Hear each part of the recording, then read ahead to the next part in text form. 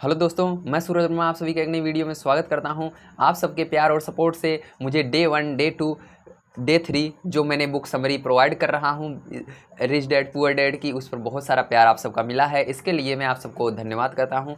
आइए स्टार्ट करते हैं हम आगे अपना पैराग्राफ पढ़ना। आप सभी बने रहिए वीडियो में। अगर आप सभी हमारे चैनल पर पहली बार आए तो मैं आपको बता दूं कि मैं आप सभी को रिच डैड पुअर डैड और इसके अलावा जितनी भी बुक्स होती हैं मोटिवेशन की, उन सभी को मैं आपको प्रोवाइड करूंगा। बहुत सारी बुक्स हम इस चैनल पर आपको प्रोवाइड करने वाले हैं। आप सभी हमारे चैनल को सब्सक्राइब कर लीजिए। मैं यहाँ पर आपको डेली एक वीडियो प्रोवाइड ही करूँगा। चलिए स्टार्ट करते हैं हम वीडियो को। हमने पाया कि हम में बहुत सी बातें एक जैसी हैं। हमने बहुत से विषयों पर बातें की, खेलों, नाटकों, रेस्तराओं और सामाजिक आर्थिक विषयों पर। हमने बदलती हुई दुनिया के बारे में भी बातें की। तो यहाँ पर जो ये लेडीज़ है और ये रॉबर्ट कियोसाकी जो हैं, इनकी वाइफ आती हैं, जिनको इनवाइट करते हैं। तो वहाँ पर जब ये बातें करते हैं तो ऐसा नहीं लगता है कि जैसे आप किसी व्यक्ति से पहली बार मिलते हैं तो आपको लगता है कि ये पहली बार मिल रहा है, मुझसे पूरी बातें कह नहीं रहा है, कुछ छुपा रहा है। तो इस तरह इनको थोड़ा सा भी नहीं लगा, क्योंकि ये सब बहुत सारी चीज़ों पर बातें करे। देखिए पहला तो खेलों के बारे में बातें किए, हम कौन कौन से खेल हैं उनके बारे में बातें किए, नाटक के बारे में बात किए, ठीक है। उसके बाद रेस्तराओं के बारे में बात किए। उसके बाद यहाँ पर सामाजिक आर्थिक विषयों पर जो हमारे समाज में चल रही हैं उन विषयों पर भी बातें किए, और बदलती दुनिया में जो हो रहा है उसके बारे में भी बातें किए। हमने इस मुद्दे पर बहुत समय तक विचार किया कि ज़्यादातर अमेरिकी कैसे अपने रिटायरमेंट के लिए बहुत कम पैसा बचा पाते हैं या बिल्कुल भी नहीं बचा पाते।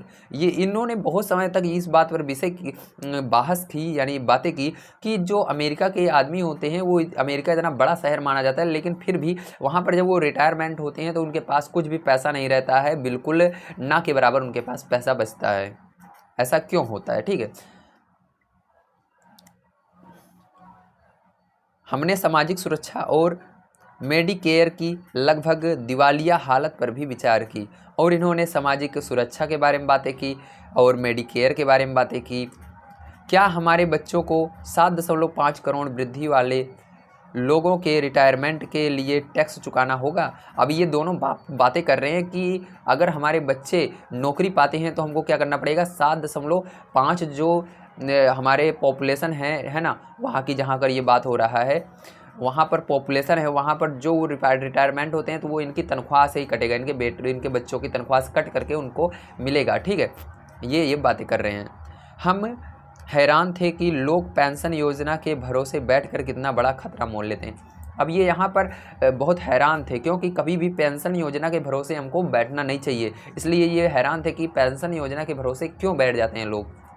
रॉबर्ट की सबसे बड़ी चिंता ये थी कि अमीरों और गरीबों के बीच फासला लगातार बढ़ता जा रहा है।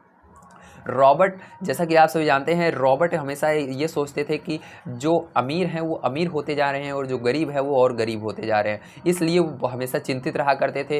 वो इसलिए बुक लिख दिए ताकि हम जैसे लोग आपको पढ़ा सकें, आप पढ़ सकें इसको ख़रीद करके, और हम गरीब ना रहें, थोड़ा आप अपना स्तर सुधार सकें। इसलिए उन्होंने सोचा और बुक लिख दी। इनका हम तहे दिल से पहले नंबर धन्यवाद करते हैं, क्योंकि इन्होंने हमको वो सारी चीज़ें इस बुक के अंदर बताएंगे जिसके माध्यम से हम ना जाने कितना सक्सेस हो सकते हैं लाइफ में।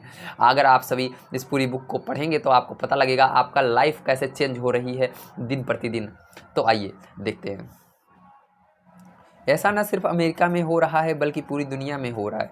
देखिए, ये ऐसी बात नहीं है कि अमेरिका में ही गरीब जो अमीर हैं वो अमीर बन रहे हैं और गरीब गरीब हो रहे हैं, ऐसा नहीं है। हमारे इंडिया में भी है ये बात, ठीक है। जो गरीब हैं वो और गरीब होते जा रहे हैं, दिन पर दिन देख रहे हैं आप। जो अमीर हैं उनके वो और अमीर होते जा रहे हैं, ठीक है।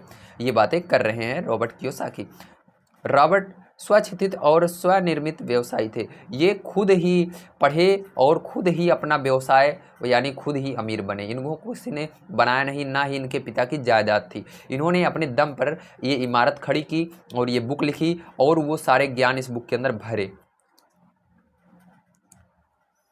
और देखिए आगे, वे दुनिया भर में निवेश कर चुके थे, और ये दुनिया भर में जितनी भी कंपनियां होती हैं, समझ रहे हैं ना आप। जैसे हम इस समय अपने भारत की कंपनी की बात करें तो जैसे हो गई है ना, महिंद्रा हो गया, इस समय बजाज का हो गया, ये सब जैसे कंपनियां हैं बड़ी बड़ी, इन पर ये सारी जितनी कंपनियां थी उन पर ये निवेश कर चुके थे और जान चुके थे निवेश का पावर क्या होती है।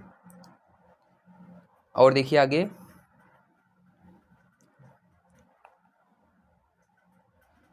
और 47 साल की उम्र में रिटायर होने में सफल हो चुके थे। वे काम इसलिए कर रहे थे क्योंकि उन्हें भी वही चिंता थी जो मुझे अपने बच्चों को लेकर सता रही थी। देखिए ये 47 साल की उम्र में रिटायर हो गए। ज़्यादातर आदमी कितने साल में होते हैं? ज़्यादा 60 पहुँच जाते हैं, कोई कोई तो, ठीक है, रिटायर होते होते। लेकिन ये एक ऐसे इंसान थे जो कि बहुत जल्दी अपने ज्ञान के कारण 47 साल की उम्र में रिटायर हो चुके थे और आराम से बैठ करके मज़े कर रहे थे, समझ लीजिए, है ना।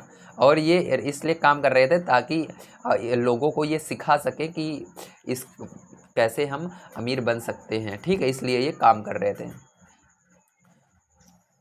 वे जानते थे कि दुनिया बदल चुकी है, परंतु उनके इसके बावजूद शिक्षा पद्धति बिल्कुल भी नहीं बदली थी।